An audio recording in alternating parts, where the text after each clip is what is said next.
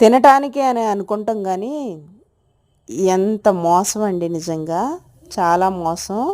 చూడటానికి చూడండి ఈ వంకాయలు ఎంత అందంగా ఉన్నాయని మార్కెట్ అంతా తిరిగి తిరిగి తిరిగి తిరిగి మరలా ఈ వంకాయలు తీసుకోవడానికి వచ్చారు. ఇవి చాలా రేటు, ఎందుకంటే దీని కాయ సైజ్ చూడండి, కలర్ చూడండి, ఒక్కొక్కటి నా అరిచే అంత పొడవైతే ఉంది.